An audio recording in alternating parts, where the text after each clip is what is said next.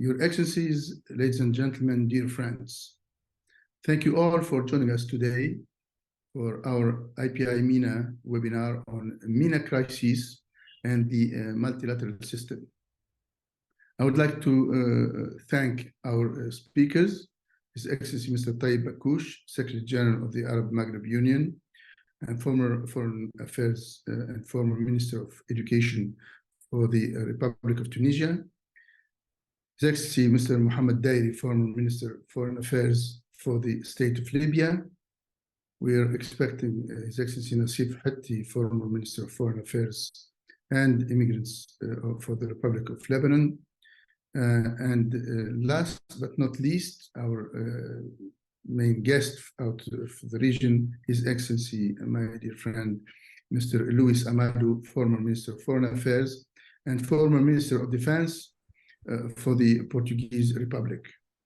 I would like to begin by calling attention to the many crises that plague our region, from Libya, Lebanon, Yemen, Syria, Sudan, to Palestine, in addition to other dormant differences that jeopardize the badly needed regional integration in a region that is portrayed as the most disintegrated region in the world, which is the MENA region. All of these conflicts have specific histories and geopolitical implications. However, they have one important thing in common: human suffering and massive role costing current generations decades of development and decades of development delays, I mean. This is the case wherever violence occurs in the world. The suffering caused by the world wars led to the foundation of the multilateral system in 1945. The international community came together, determined to save succeeding generations from the scourge of war. Despite setbacks during the Cold War period, a global commitment to justice emerged later in the century, with tribunals established to investigate atrocity crimes committed all over the world. In 2002, the International Criminal Court was founded as part of the global fight against impunity. Unfortunately, the past decades have dealt major blows to people's confidence in the multilateral system. Multiple internationally led conflicts have continued with no blessing or intervention by the Security Council. Recurrent problems of moral inconsistency and double standards have left the UN and its Security Council politically frozen, unable to carry out its core function, the maintenance of international peace and security. Similarly, the International Criminal Court is often criticized for a limited number of prosecutions, lengthy trials, and few indictments for high-ranking state officials. These are legitimate grievances. However, these institutions were born out of idealism and ambition, a vision of the world not as it is, but as it should be. In the face of continuing conflicts and suffering, some instinctually rejected the multilateral system, but we at IPI MENA believe that there is a critical need for the vision it offers of the world, maybe more than ever.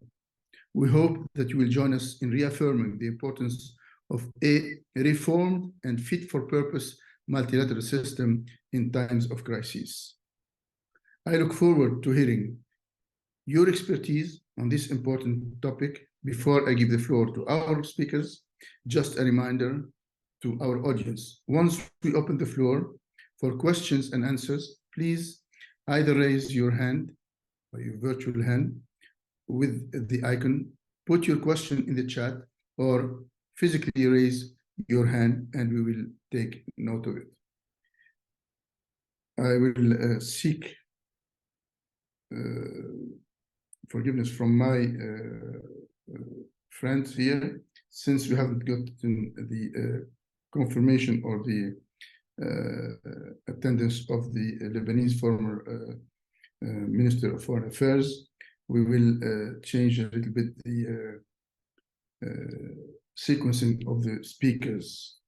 I will first give the floor to my friend, Dr. Taib Bakush, Secretary General of the Arab Maghreb Union, then to the former Minister of Foreign Affairs of Libya, and then I will leave the concluding remarks and the point of view of the European Union from a European leader and a good friend and an expert in the Arab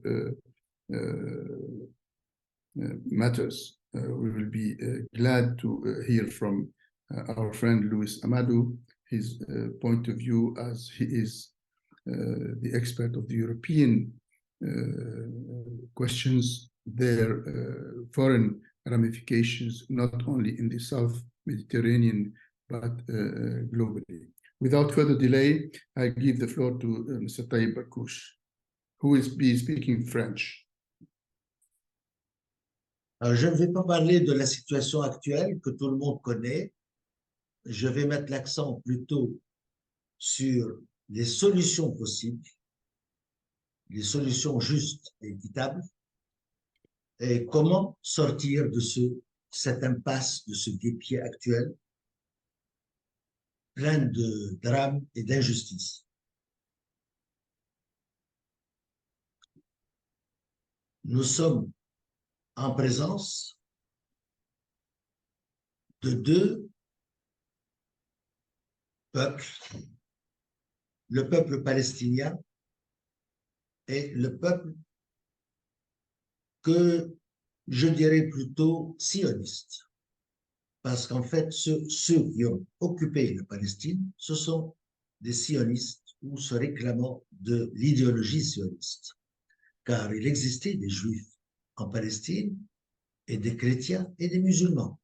C'était donc une cohabitation pacifique entre les trois religions, indépendamment des proportions.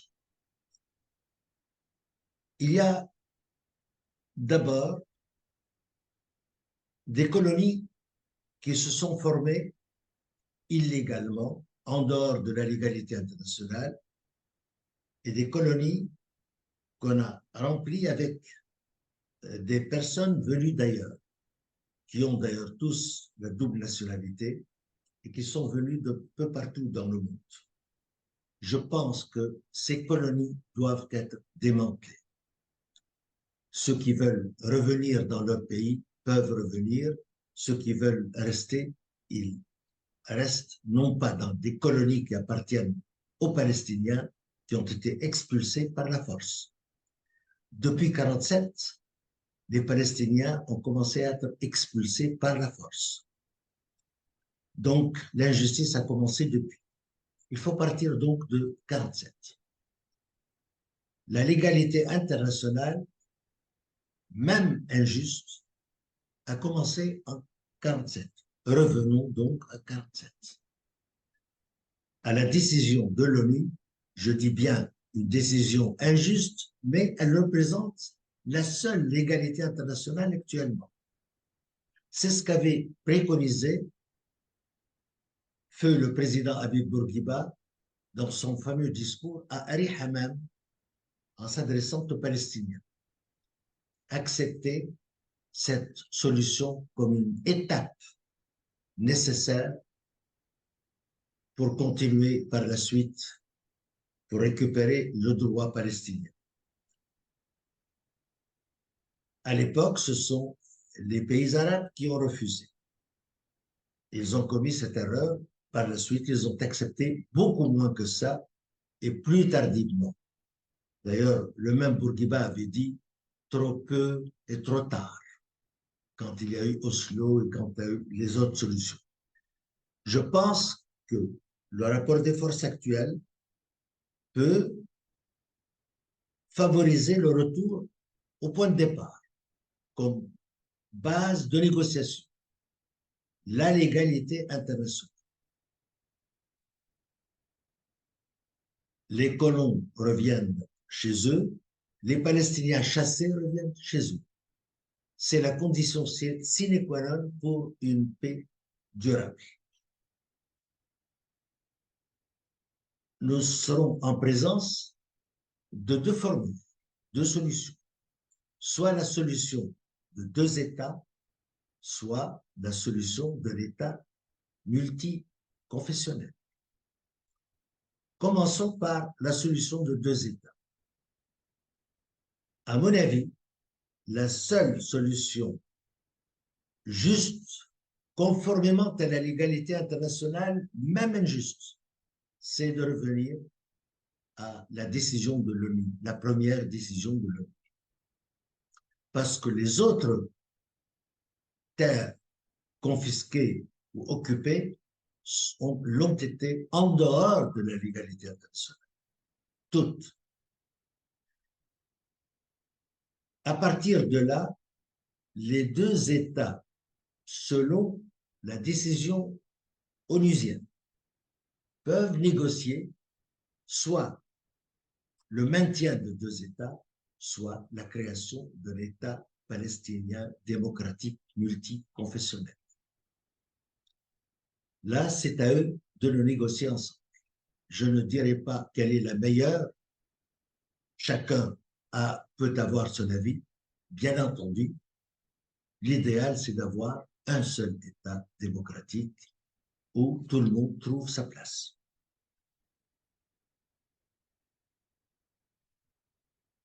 Mais cela ne peut pas se faire sans une intervention politique et une supervision et une garantie onusienne. C'est-à-dire, les Nations Unies doivent assumer leurs responsabilités. Jusqu'à présent, ce qu'on appelle la communauté internationale n'a rien fait de bon sur ce plan. Ils ont vu la légalité internationale bafouée par le sionisme, ils ont vu des terres occupées par la force, ils ont vu des expulsions, ils ont vu des massacres, et la réaction est timide parce que certaines grandes puissances ont soutenu au début du mois cette injustice. Maintenant, grâce au réveil des populations, à la pression des populations, à des manifestations un peu partout, il y a un petit changement d'attitude conjoncturelle.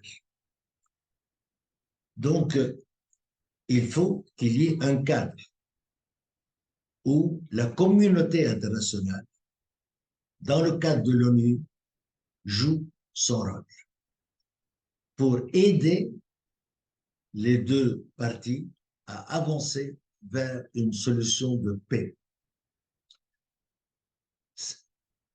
Si on ne fait pas cela, seul un changement radical de rapport des forces imposera la solution plus tard et qu'il ne se passera pas sans drame, sans victime et sans soubresaut.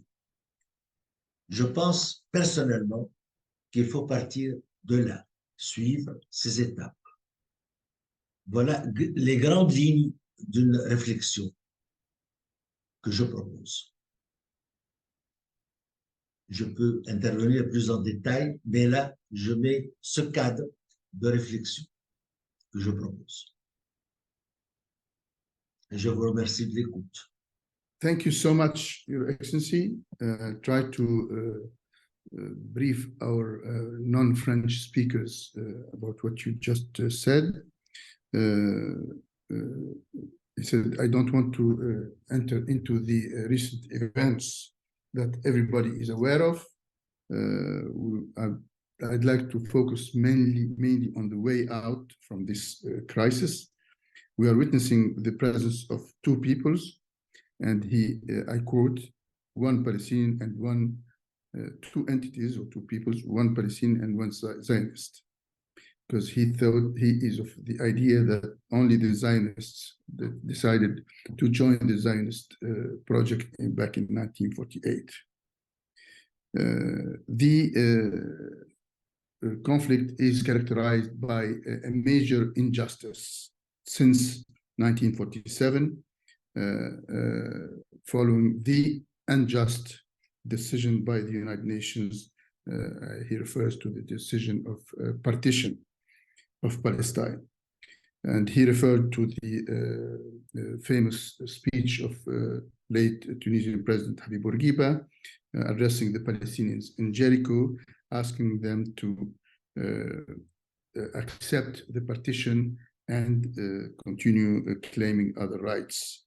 The famous speech was rejected by the Arab leaderships at that time, and you saw what happened afterwards, the encroaching of the Palestinian territories by the Israeli occupiers.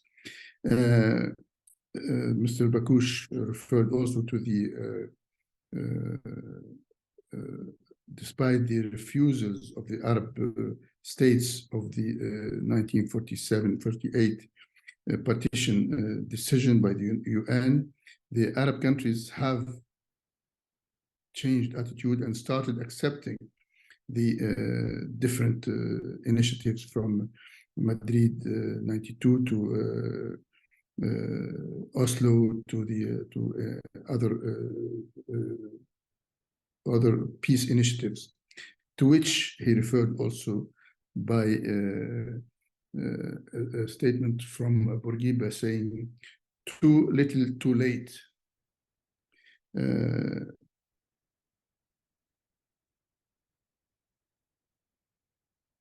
And Mr. Bakoush suggests the return to the starting point, which is first and foremost the evacuation of all colonies imposed by the Israelis on Palestinian territories. And within these two solutions that he suggests, he said either a two-state solution, which is accepted almost by everybody, or a multi-confessional one multi-confessional state.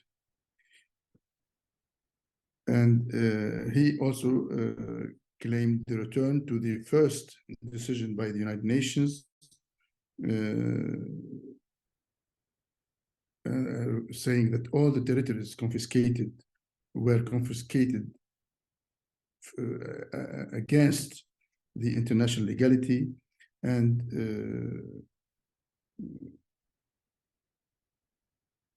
whereas in the one democratic state, everybody will find its place. He stressed the need for UN guarantees, or since he said, unfortunately, the international community has done nothing good.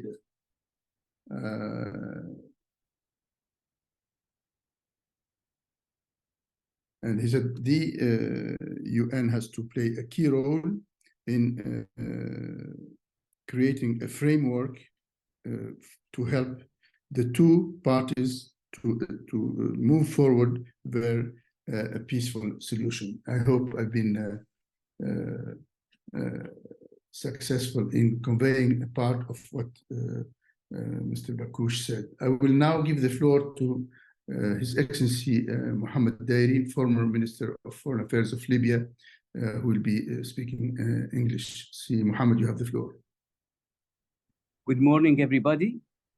I will start by thanking you, dear Mr. Friji, and IPI for inviting me and for making the Palestinian question at the heart of our discussions today.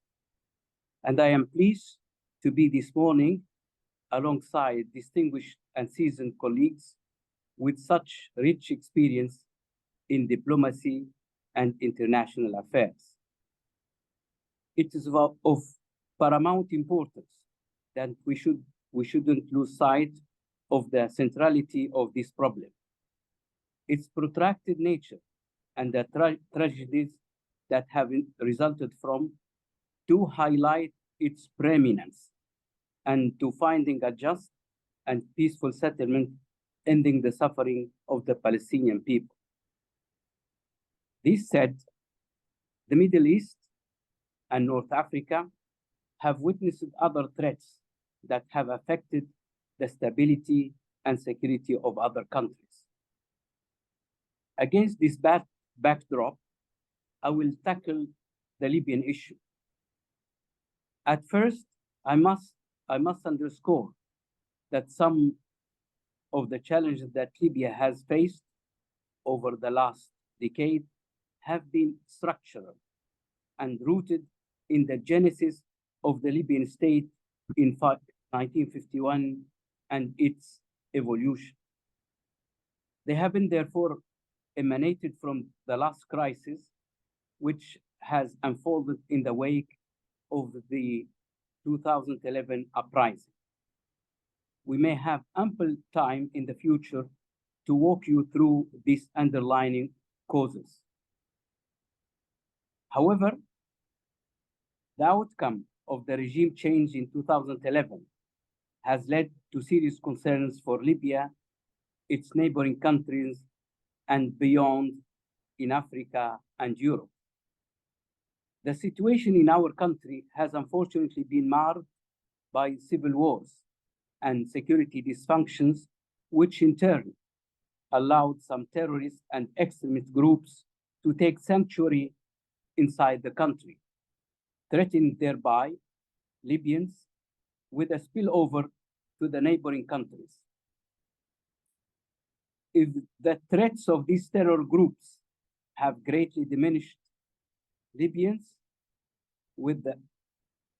have nonetheless been subjected to killings, kidnapping, torture, blackmailing, and unlawful acts at the hands of local militias. Worst, the capital was twice the theater of two serious military confrontations in 2014 with the Dawn of Libya operation and the 2019 Libyan National Army offensive. In addition, the country has gone through serious divisions, which have given rise to two governments since 2014. This split is definitely due to factions that have been on the driving seat of the recent legislative and executive institutions. It must be understood that strife over the oil revenues has been the main reason for the divide. A rather fragile, if not failed state, and the lack of good governance, coupled with continued plundering of public funds, have tremendously worsened the living conditions for Libyans, including inflation, power cuts, and late payment of salaries. At the same time, the influence exerted by the foreign stakeholders has been the main drive for the decision-making in Libya.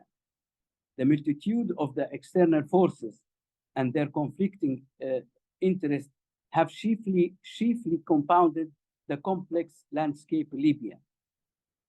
It's with great dismay that Libyans and foreign players have indulged in the otherwise counterproductive fingerprinting controversies. Yet, it's a well-established fact that all have involved with the current pathetic state of affairs in Libya. One should be even-handed while looking at the Libyan issue. It's, however, noteworthy that national parties to the conflict have often resorted to their foreign backers and found common grounds with them to achieve their designs. In the face of this catastrophic situation, the international community has repeatedly attempted to bring about solutions. While the crisis has been of a multifaceted nature, the agreements that have thus far been concluded through UN mediation efforts have exclusively represented power-sharing packages. The other substantial component of the Libyan mayhem had unfortunately been put aside.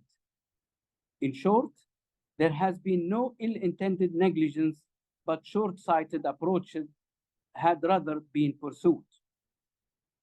We were poised to wait for the Berlin process in 2020 that encompassed not only political, but also military and economic tracks.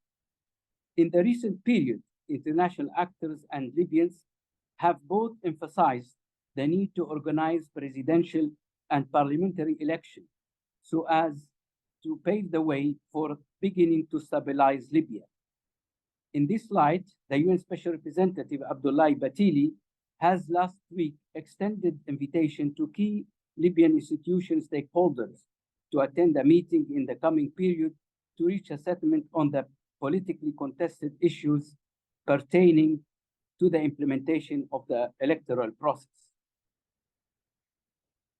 After depicting this gloomy picture that has overshadowed the Libyan environment, I would like to propose a recommendation that, in my view, deserve attention.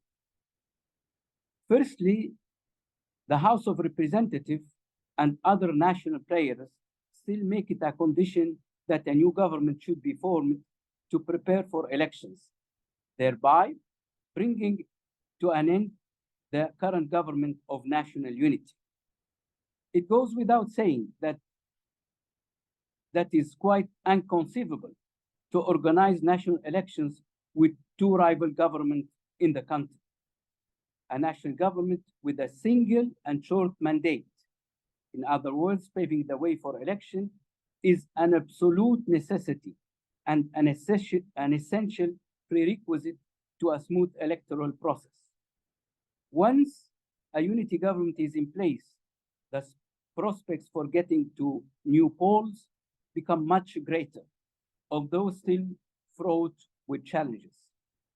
Secondly, after the formation of the national government, confidence-building measures should be pursued after a negotiated national code of honor between the parties to the conflict that should eventually sign too. Acceptance of the polls result is key to the success of this capital step towards stabilizing Libya. Thirdly, a serious national reconciliation process should be facilitated by the UN and no longer left to the current Presidency Council, who has definitely failed in moving forward this critical area. The top of the executive authority in Libya has neither the guts nor the adequate expertise to lead the process. Fourthly, the hurdles to election I have earlier mentioned are of a security character. The Joint Military Commission formed in summer 2020 after the collapse of the LNA offensive against Tripoli presented itself as a vehicle to secure the peace, unify Libya militias, and address the country security sector challenges. It has nevertheless fallen short of the necessary security sector reform and DDR plans that would tackle threats to the state and institution and law and order major problems that have been caused by numerous militias. It may be recalled that the military has no control or authority whatsoever over these militias. Efforts should therefore be carried out to push forward an urgent DDR process and a security sector reform. Last but not least, attention should be provided to the emergence of political parties and civil society groups. I am of the strong view that their active presence on the public scene makes them the flag bearers of national interest. The international community is therefore called upon to encourage the inclusion of these lively entities in forthcoming discussions and plans on the political, economic, and security areas. The search for a wide-reaching resolution of the underlying causes of conflict is difficult to achieve in the absence of those in Libya who are broadly the vectors of the national community aspirations.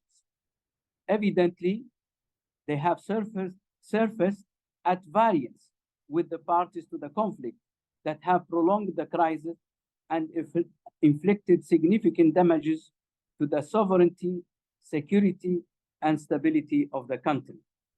Thank you. Thank you so much, dear friend, Your Excellency Mohammed Dairi, former Foreign Minister of Libya, for this insightful and enlightening remarks about Libya.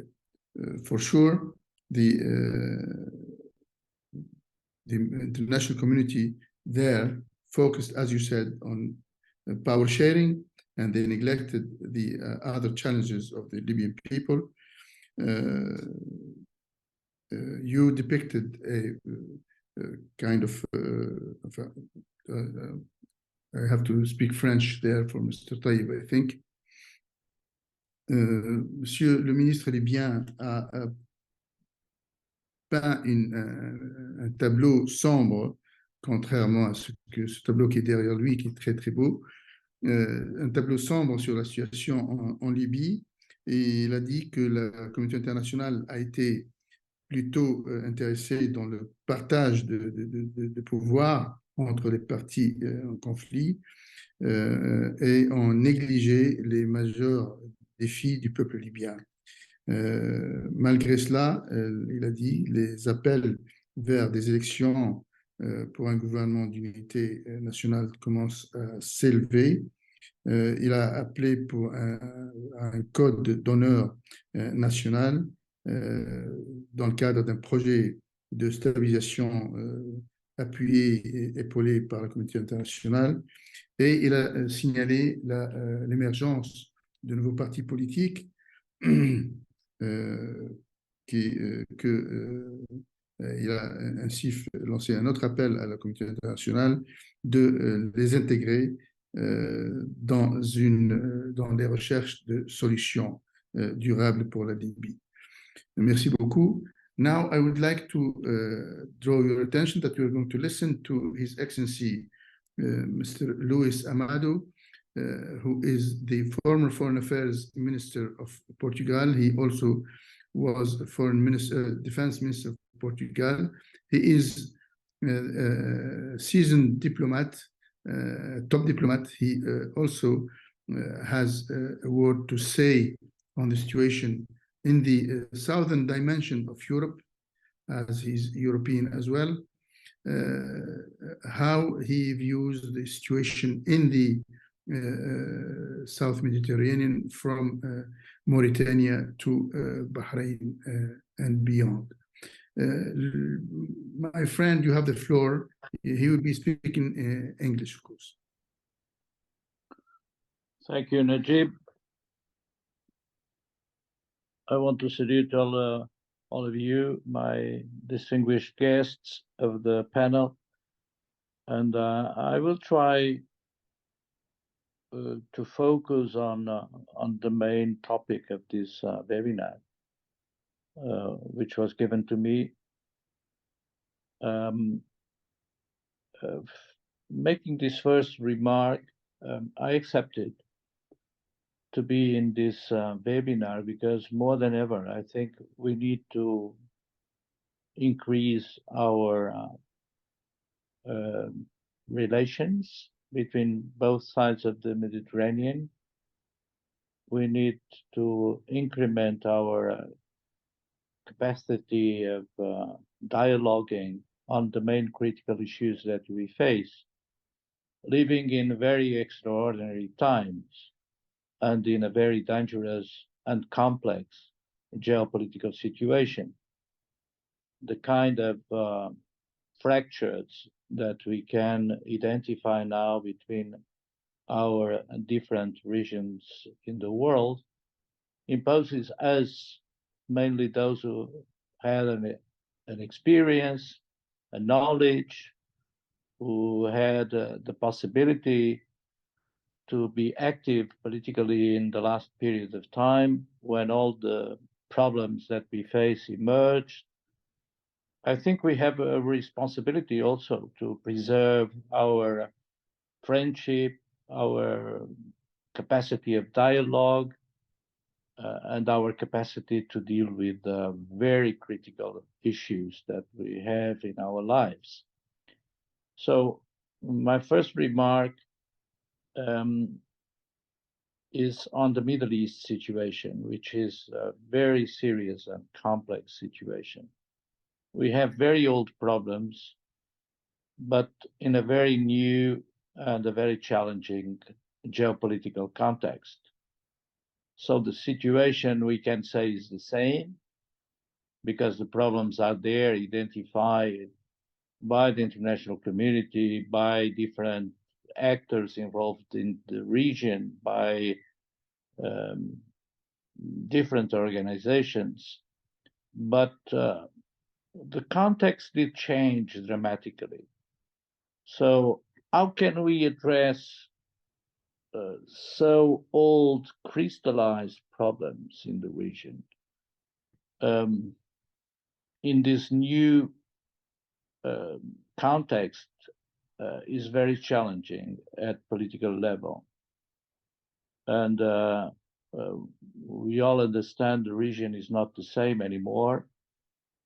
The relations of forces in the region did change. The dynamics of the different players in conflict in the region did change dramatically in the last 15 years. I've been in the Gulf and in the Middle East in the last 15 years, every year. And I had the possibility to evaluate the deep change that the region did suffer. And at the same time, the geopolitical context did change dramatically in the last decade. We cannot ignore that the environment is at geopolitical level dominated by the strategic confrontation of great powers, China, the United States, and Russia. This dynamic of confrontation, in a certain way, conditions all the political dynamic in the world.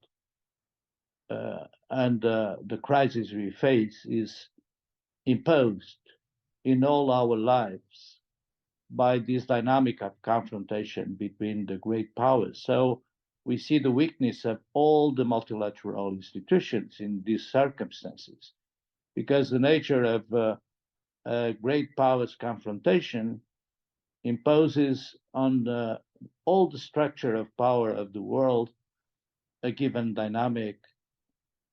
So I believe that in the end of the day, in the Middle East, without an important role to be played by the United States decisively and by Russia and China as counterpowers, asserted more than ever in what has been the dominant role of the United States in the world system in the last decades. Without that intervention at that level, and namely in the Security Council, that's what we have seen in the last couple of weeks, I don't see any possibility to find a solution for the situation there.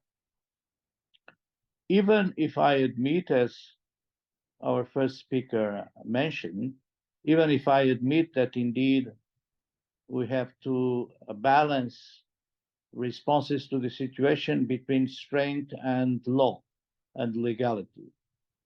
And that's the challenge that international community will face in the next couple of weeks and months, when the situation becoming more and more tragic and complex has to be addressed in a very powerful way by the main responsibles of this world.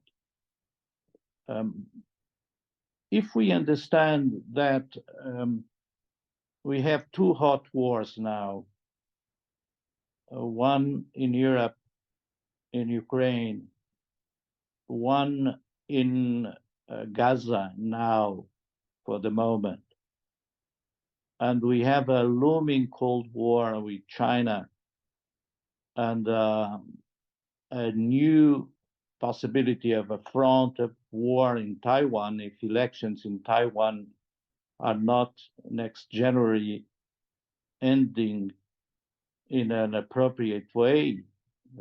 I wouldn't say an appropriate way, and way that could facilitate the situation of confrontation in the region. We can imagine that it will be quite difficult to imagine a cooperation scenario between the main three powers in confrontation these days. What happened in Ukraine, what happens now in the Middle East, what can happen in Taiwan or the South China Sea, imposes us a long scenario of confrontation between these three major great powers. We will have a decade there. Putin will be elected in March. Xi Jinping will be there.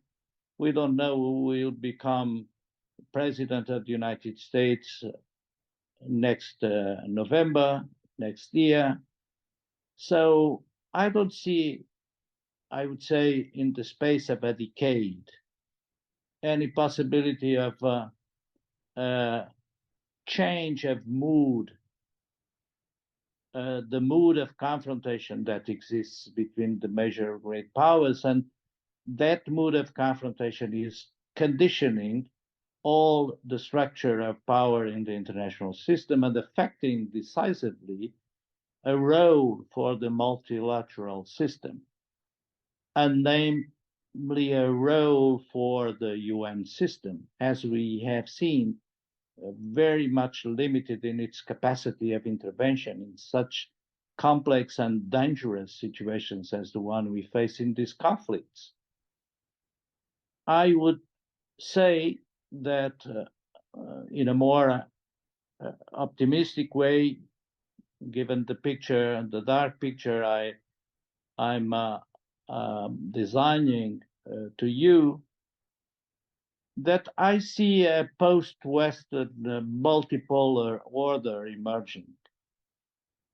And I imagine that a global confrontation in conventional terms between the great powers directly will not be possible, given the dissuasion mechanisms that still are in function. So we need to be very careful during the next couple of years in the steps that we move, that we give, because we have this very serious confrontation. I can just, to give you a short picture of the situation in our societies. Societies in Western democracies are changing dramatically and very fast. And they are changing the perceptions of security and the perceptions of growth and of well-being for future generations in a completely different way.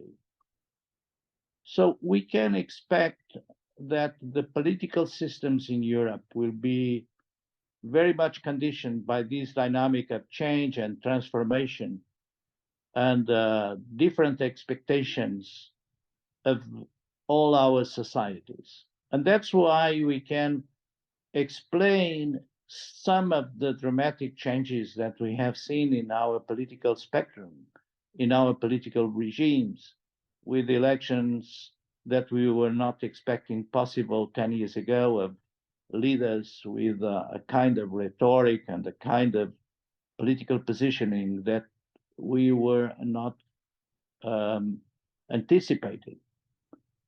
But that is just because societies are changing, and are changing very fast and very deep.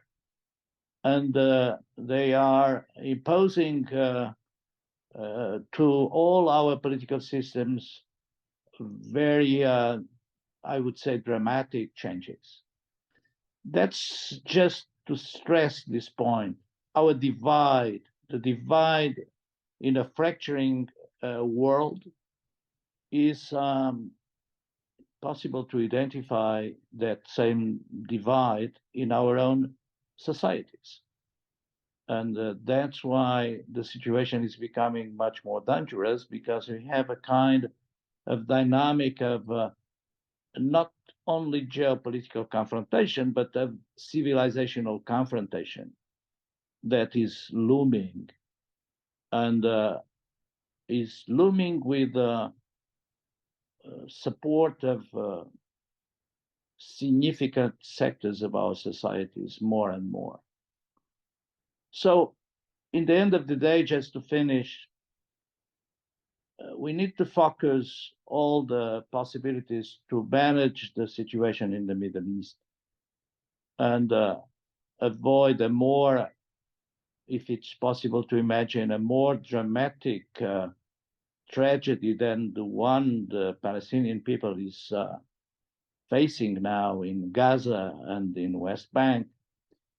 We need to understand how we can deal with that situation without aggravating this dynamic of confrontation and of war, which is in a certain way leading all of us to an apocalyptic scenario. I think the option in comprehensive terms identified by our former speaker has to be addressed. We need to go back to the law. We have no alternative in political terms. We have force and we have law. So I would say that in the end of the day, the Middle East situation has to be faced in on a legal basis and on a UN legal basis. I would not say that it's possible to go back to the base of legality that was identified in the advent of the process by the United Nations, but I participated in an Polish conference. I was chairing the European Union at the time. For the first time, the United States recognizing the need of a Palestinian state living side by side with an Israeli state in the borders of 67. The IPI of Oslo was there. And I think that's the point of departure. Is it possible to go back? Is it possible to just send out 800,000 new settlers that, with the negligence of all of us in the last decade, conditioned so much the solution of Palestinian state now? Will it be possible to deal with that situation in these circumstances? That's why the other option of a one-state solution is still open, because we look into the difficulties to manage the situation that we face with all the dynamic of settlements in the last decade transforms completely the scenario of the two-state solution. But I don't see any alternative than go back to that point.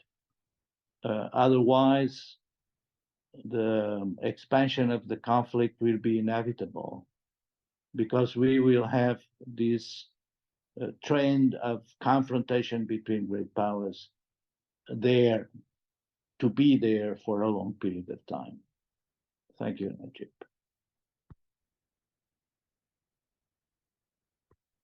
Thank you, dear Luis. Very, very interesting and very insightful remarks, and of course, forward-looking approach. Just to translate a little bit to our friend, M. Taïb Bakouche, bien sûr, le ministre portugais indique que le contexte a changé.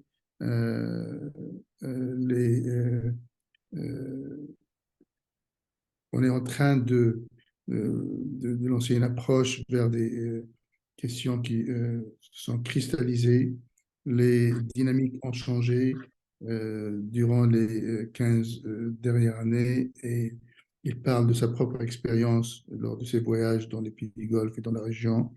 Et bien sûr, il rappelle le changement profond sur le plan géopolitique. Il fait référence à la tension entre la Chine, les États-Unis et la Russie, une dynamique de confrontation a été imposée sur toutes les structures internationales et multilatérales, et il n'y a pas, à son avis, de solution possible dans le cadre du système actuel multilatéral. Il a parlé de guerres chaudes, celle de l'Ukraine et de Gaza. Donc, il y a aussi des spectres de guerre froide assez tendus entre la Chine sur la question de Taïwan.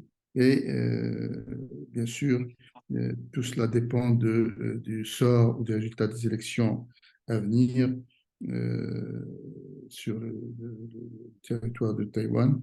Il ne voit pas de coopération possible entre les trois pouvoirs.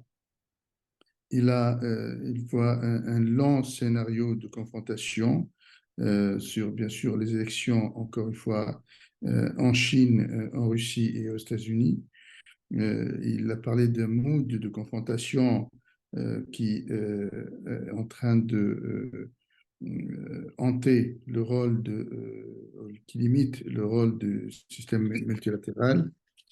Et bien sûr, il prévoit l'émergence d'un multipolarisme. Il parle de changements dans les démocraties occidentales. Les situations changent là-bas en termes de sécurité. Et il y a le système politique sera affecté par ces dynamiques de changement. La division et les fractures dans le monde vont en parallèle avec les fractures et les divisions dans nos sociétés, les sociétés occidentales, et il voit un grand changement dans l'horizon. Il rejoint la vision de Sitaï Bakouche dans le cadre du besoin de recourir à la loi, donc trouver une base légale par l'ONU. Il faut trouver un équilibre dans la région du Moyen-Orient. On doit comprendre comment traiter la situation et éviter un scénario qu'il a appelé apocalyptique. Donc voilà, j'espère que j'ai résumé. Let's go back now to the speakers and ask my friend Mohammed Dairi, former Minister of Foreign Affairs of Libya. He, of course, focused on the conflict in Libya and how it is affecting the perspectives of regional integration in the Maghreb. But how is the conflict also affecting that dream of the regional integration on the other side of Maghreb, which is the Middle East region? If you can shed some light on that.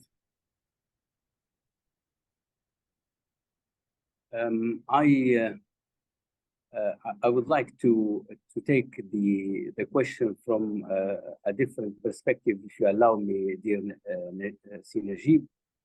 I would say that unfortunately there has been a lack of a unified approach to the Maghreb countries towards the Libya crisis. We have had a process that was led by Algeria, Tunisia, and Egypt at one point to in their attempt to address the Libya crisis. On one hand, on the other, we had some meetings that took place in Algeria that were facilitated by the government, the Algerian government, in order to bring about a solution between the conflicting parties in Libya. We know, as a matter of fact, that as far as the current Maghreb countries are concerned, we have Morocco, who has played a positive role in mediating between the Libyans in 2015 during the Skirat process, but they have since been systematic and consistent in their support to finding a settlement between the conflicting parties in Libya up until now. So I would say that, unfortunately, the Maghreb Union has witnessed its own challenges, but I would have pleaded, nevertheless, for a unified approach, a joint approach to finding a settlement in Libya. I think this endeavor could have been tackled by the political leadership in these concerned countries. However, I must say that so far this prospect has not materialized. But to answer also directly your question, indeed, I spoke about the spillover of the security environment into neighboring Tunisia, into neighboring Algeria, and into other neighboring African countries such as Chad, Niger, and Sudan. So indeed, the situation in Libya has negatively impacted the integration of the Maghreb countries and has represented a challenge to this integration. So I would stop here, but with these unfortunately negative remarks. Thank you so much, Your Excellency. This is reality, and fortunately, they are not negative; they are realistic. I will give the floor to Naaman. He's from the Gulf Daily News. It's a daily English newspaper, the leading English daily newspaper in Bahrain. Naaman, you have the floor. Thank you, Mr. Friji. So I want to move the question a little bit towards the economic and the energy side of it. So in the Middle East, in the GCC, the countries that do have economic priorities with Israel, especially the ones who have signed the Abraham Accords, how can they balance that with finding a solution that would be fair to the Palestinian people and to their own interests? And do you see the energy transition in this area changing the geopolitical mix? Thank you. La question de notre ami Naaman porte sur l'aspect économique de la région et si les accords d'Abraham vont affecter la dimension économique de ces accords et ce que vous en pensez. I think as we don't have any spokesperson or official from the Gulf countries or the countries that have signed the Abraham Agreement, I will ask our friends maybe to make some comments. And that I will maybe start with Louis, if you can shed some light on that as an observer and who has witnessed the importance of regional integration in Europe based on the economic and social priorities. So what's your advice there, my friend? You're muted, Louis. Louis, you are muted. Louis, you are muted. Okay. Yes, we can hear you now. Well, I think in the end of the day, we had the experience in Europe, France and Germany. They were confronting each other in 3 wars. And only with the possibility of economic integration in the end of the day, we could generate a long peace situation in Europe in the last 80 years, almost.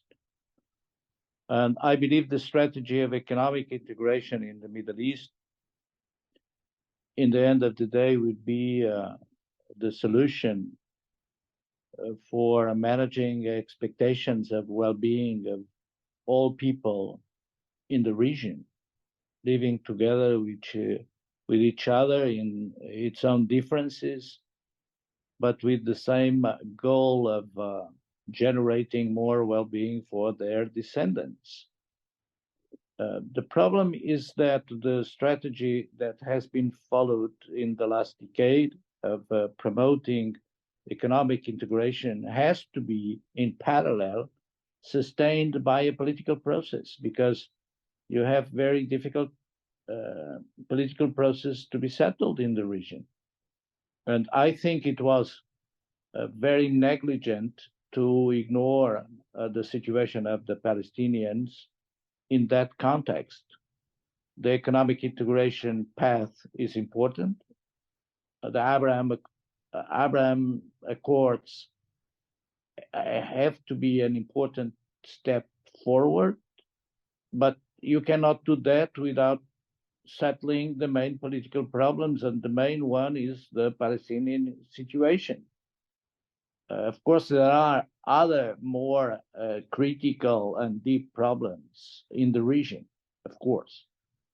But you can work in different processes at the same time. You cannot ignore the political problem, the political situation. So in my view, let's wait next weeks and months and see if these dramatic events are not an opportunity also to rebalance the dynamic of economic integration with the dynamic of political stability. There is no possibility of economic integration without a certain level of political stability. I wouldn't say political integration, because we have the experience of Europe. We still speak about the political union, but there is no political union yet in Europe, even if we have a long decades of economic integration. We have an internal market, and we have a certain rebalancing of different conditions of development in our economies. So what I expect is that this crisis, which is a very tragic situation, can, in the end of the day,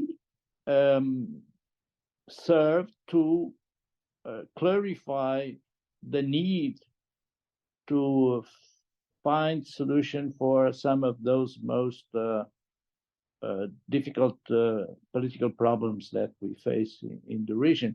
If that is possible, if there is a possibility of finding a way of negotiating in say a political path, at the same time of preserving the need of generating on the economic side more integration, and given also the energy transformation of the region that the new revolution of economics will impose, I think that's an opportunity also. So I would say that yes, it's possible to preserve the dynamic of economic integration, of energy transition, and to find a solution for a more stable environment at political level in the region. Without that,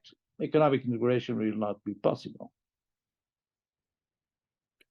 Je dois solliciter l'intervention de si Taïb Kouch en relation avec ce qu'a déclaré notre ami Mohamed Dairi, l'ancien ministre des Affaires étrangères de Libye, à ma question de savoir quel est l'impact du conflit en Libye, de la crise en Libye, sur le projet d'intégration régionale au Maghreb et l'intégration régionale en général dans la région MENA, sachant que His Excellency Louis Amado a pris l'exemple de l'Europe et a souligné que les bases essentielles d'une intégration régionale, ce sont l'économique et le social. Et il s'est référé aussi à l'exemple européen qui a parcouru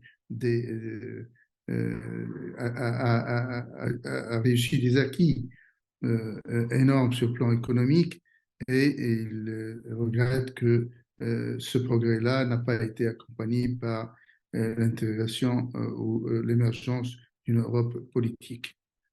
Merci, c'est Taïb. Si je me suis contenté de la situation palestinienne, la crise au Proche-Orient, c'est parce que j'estime que l'évolution dangereuse dans cette région menace la paix dans le monde entier. C'est-à-dire qu'il y a un risque de mondialisation de la crise. Parce que de grandes puissances ne peuvent pas rester dans l'expectative. La Russie, la Chine, l'Iran et bien entendu les États-Unis qui interviennent directement avec leurs amis européens. Donc il y a là un véritable danger pour la paix mondiale. Mais concernant la Libye, l'impact n'est pas mondial, mais c'est une crise importante. Elle est d'abord libyenne, c'est-à-dire entre Libyens, mais qui pourrait avoir des répercussions sur la région, c'est-à-dire sur le Maghreb et une partie de l'Afrique. C'est une situation à laquelle il faut trouver également une solution. J'avais proposé personnellement une solution à la crise libyenne. Je me suis déplacé 2 fois en Libye et je l'avais proposé aux représentants du secrétaire général des Nations Unies en Libye et également à des parties libyennes qui m'ont rendu visite, soit à Tunis, soit à Rabat, et qui est la suivante. Je pense que à chaque fois qu'on fixe une date pour des élections, ça ne marche pas. On ne peut pas organiser d'élections transparentes avec des milices armées. Le désarmement des milices est une nécessité absolue. Mais il faut trouver une solution pour cela. J'ai proposé que la création d'un fonds avec une supervision onusienne. Le financement peut venir de la région et de partout dans le monde pour acheter les armes et intégrer les miliciens dans les structures officielles, c'est-à-dire l'armée libyenne, la police libyenne, etc. Pour que ces jeunes soient un peu sûrs de leur avenir. Je pense que c'est une nécessité. J'ai cité l'exemple d'un bonhomme qui n'est pas très jeune en Libye, qui a un tank chez lui à la maison. On lui a posé la question, que fais-tu avec un tank à la maison? Il a dit, mais j'attends qu'il y ait un État libyen pour le lui vendre. Donc les miliciens aussi sont prêts à vendre leurs armes et assurer leur avenir. Ça, c'est une condition. La deuxième condition, c'est d'arrêter les interventions étrangères qui sont multiples et contradictoires. Et c'est pour cela que l'intervention étrangère, sans citer les pays, ils sont nombreux, est en train de compliquer la situation en Libye. Je dirais même que certains États étrangers ont leur propre milice, qui leur vendent le pétrole à bas prix, etc. Donc, il faut trouver des solutions à ce genre de problème. Et la solution, finalement, ne peut être que libyenne, mais avec une garantie onusienne et avec une supervision maghrébine, puisqu'il y a l'Union du Maghreb qui peut intervenir. Et il ne faut pas perdre de vue que la présidence de l'Union du Maghreb est libyenne depuis le temps de Kadhafi, depuis exactement 2007, car le 7e sommet devait se tenir en Libye du temps de Kadhafi, mais qui a, sous une saute d'humeur, décidé de ne pas le tenir. Et depuis, la présidence est restée en Libye jusqu'à maintenant, elle est formelle, et donc on peut dire qu'il y a un impact sur la situation au Maghreb. Il y a d'autres facteurs qui freinent un peu l'évolution de la situation au Maghreb. Le Maghreb fonctionne sectoriellement, quotidiennement, mais c'est au niveau de l'exécutif, c'est-à-dire le sommet qui devait se tenir légalement tous les ans, avec une passation de la présidence annuelle d'un pays à l'autre. C'est là où le bas blesse et c'est là où il y a un blocage. Mais il y a un fonctionnement sectoriel quotidien au niveau du Maghreb. Et il ne faut pas perdre de vue le fait que depuis que j'ai assumé cette responsabilité, j'ai pris la décision d'intégrer l'Union africaine. Donc, j'ai signé le MOU avec l'Union africaine en janvier 2018 et depuis, l'UMA, l'Union du Maghreb arabe, participe à toutes les activités et toutes les décisions à l'échelle de l'Union africaine. Donc, c'est pour cela que le Maghreb fonctionne sectoriellement et fonctionne à l'échelle de l'Afrique. Mais la solution que j'ai préconisée, chaque fois que je dis cela à un représentant depuis le premier, notre ami libanais, Salam, je lui ai proposé cette solution, il m'a dit c'est très difficile à appliquer. Oui, toutes les solutions sont difficiles à appliquer. Il faut une volonté politique pour appliquer des solutions difficiles. Ça, c'est concernant la Libye. Je reste quand même, je sais que la situation est très compliquée en Libye, mais elle n'a pas une répercussion mondiale. Elle a une répercussion régionale. Mais ça ne veut pas dire que c'est une crise qu'il faut négliger. Il faut absolument s'occuper de cette région également. Si je prends la situation en Syrie, il y a quand même aussi le Golan qui est occupé par Israël. Il faut absolument restituer le Golan à la Syrie et aider les Syriens à trouver une solution entre eux, une solution syrienne.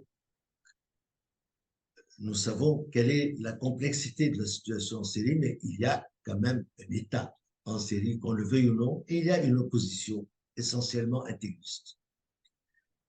Alors qu'on ne peut pas parler actuellement de véritable État en Libye, puisqu'il y a le plus souvent deux gouvernements, un à Tripoli, un à l'Est. Donc, voilà, grosso modo, le problème qui se pose actuellement. Je ne sais pas si j'ai répondu à la question. personnellement, je mets l'accent sur les solutions que je pense possibles, que je préconise. Merci beaucoup. Thank you so much. Before giving the floor to our friend Desiree Castus from CARPO think tank, European think tank, I'd like to put a question to all speakers.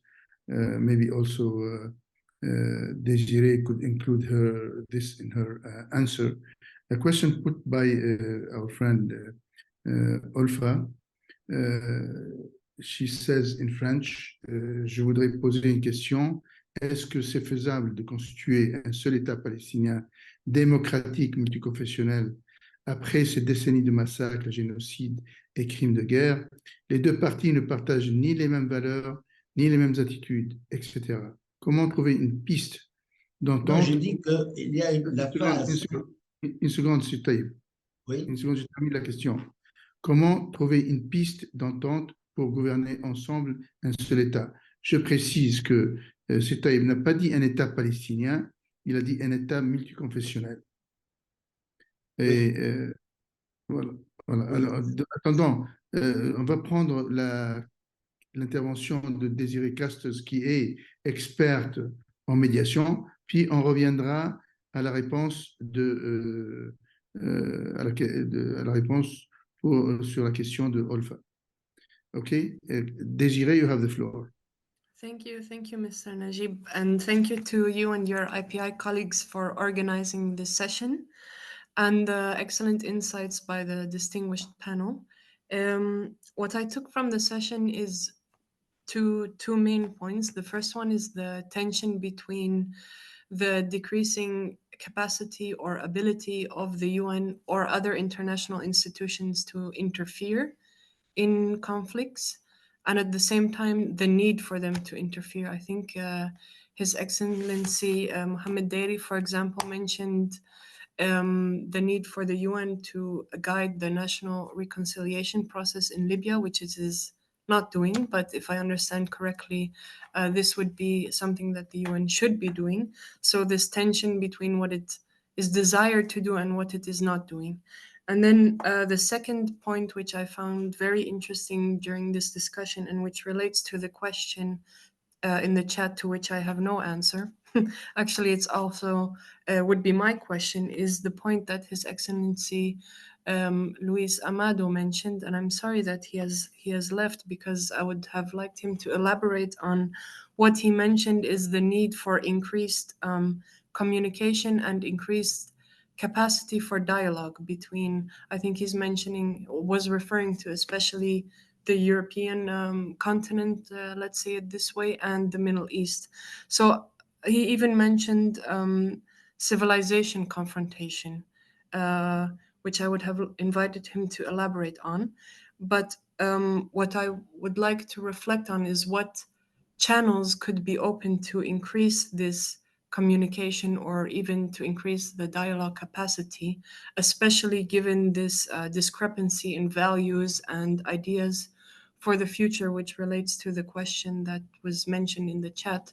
I myself work in the field of, as Mr. Nejib mentioned, track 2 and track 1.5 diplomacy, which is kind of an unofficial track of diplomacy in which we bring adversaries together and try to think of practical solutions in very specific fields of expertise. So, for example, I have worked in the Iran-Saudi Dialogue Initiative, in which we bring together experts from Iran and Saudi Arabia and have these experts talk on very specific topics such as economic relations or cultural relations, and these are not official. Again, it's track 2. So this could be one channel, let's say, but I would like maybe to see also the reflections of the excellent distinguished speakers. Thank you very much. I will give the floor to Taïb. Thank you, Désiré. Very interesting. Taïb, si vous voulez répondre à notre compatriote Olfa. Concernant la Les- solution les- de les- l'État, d'un seul État. d'un seul État, voilà. Oui, Alors, je ne sais pas si la je région vous... s'appelle Palestine, donc l'État ne peut être que palestinien, c'est la Palestine. Bon, ça c'est au niveau de l'appellation, c'est secondaire. Mais je ne pense pas qu'on puisse aller directement à cette solution. Elle est dépassée. Le passage obligé, c'est les deux États. Il faut passer par deux États. Maintenant, si les deux États apprennent à vivre ensemble en paix, et si les deux États décident conjointement de s'unir en un seul État démocratique, multiconfessionnel, ça c'est leur affaire. Mais cette solution ne peut pas être imposée de l'extérieur. Ce qui doit être imposé par les Nations Unies, par tout le monde, c'est la décision onusienne de créer deux États en 1947. C'est le point de départ, à mon avis, le plus viable et le plus juste, le moins mauvais, disons. Parce que c'était pas juste de diviser, mais c'était la solution de l'époque qui a été imposée. Elle a été imposée, mais ça n'a pas été respecté par Israël, puisqu'on a continué à occuper des terres, à expulser des Palestiniens, à installer des colons, etc., pendant toute la période. Donc, pour résumer, il faut absolument imposer la solution des deux États, avec la garantie des Nations Unies et la légalité internationale. J'ai dit que si les deux États apprennent à vivre en paix et arrive un moment où ils jugent qu'ils peuvent constituer une force unique, un État unique, c'est leur affaire. Mais ce n'est pas une solution possible maintenant. Impossible. Voilà ma réponse. Merci beaucoup. Merci beaucoup, Taïb. Je crois que votre réponse renforce l'idée qui a été lancée tout à l'heure qui a toujours été lancée par IPI MENA et qui a été confirmée par notre ami Luis Amado, à savoir que l'intégration régionale est une approche qui pourrait contribuer à écarter les conflits. On prend l'exemple de l'Europe, qui était le théâtre des plus atroces conflits, de toutes sortes et de toutes formes. Je crois que, comme vous avez dit, la solution de deux États est la solution la plus immédiate. Et si ces deux États décident de s'unir en un seul État, ou même d'intégrer une structure régionale homegrown, donc désignée par la volonté des pays de la région, serait une solution importante et je dirais avec pas mal de chances de réussir pour écarter le spectre des conflits de cette région. Je ne vois pas de questions. Anuja raised her hand. Anuja, yes, please, Anuja, go ahead. Anuja from IPI MENA. Excuse me. Hello, everyone. Firstly, I would like to thank all of our distinguished guests for a wonderful discussion. I think we all learned a lot and have a lot to reflect on. I just wanted to unpack a key strand that I see emerging here and that I saw was perhaps at the core of the question. And that was alluded to by His Excellency Luis Amado and His Excellency Mohammed Dery as well, which is that I think that there's a lot of timescales to be spoken about. So there's this question of what is the solution to this conflict and indeed every conflict that we see in the region. But a bigger question perhaps is what happens after. And the question of how can we have a one-state solution or a two-state solution when there have been decades of injustices is a big one. And I also think it speaks to the overlooking of certain goals in peace processes, like reconciliation, as seems to have been the case in Libya. So I just wanted to make that comment and open up this idea of transitional justice as much as sort of diplomacy and conflict resolution. Thank you. Thank you so much, Anuja. Very important, and this is to be followed up in different forms of reflecting, convening, etc. Any other comments? I see that we have gone beyond the planned time. I don't see any. I would like to thank our speakers. See Tayyip Bakkoush, the Secretary General of the Arab Maghreb Union. See Mohammed Dairi, former Minister of Foreign Affairs of Libya. Our friend Luis Amado, who had to leave, former Foreign and Defense Minister of Portugal. And all our friends from the diplomatic community, from the UN, and from the different civil society organizations and media. We look forward to our next webinar, or hopefully in-person meeting, to follow up on these very, very challenging matters that are hampering the future and the prosperity of this region, and, as all speakers said, affecting the international order. Thank you so much. May peace be upon you, and see you very soon.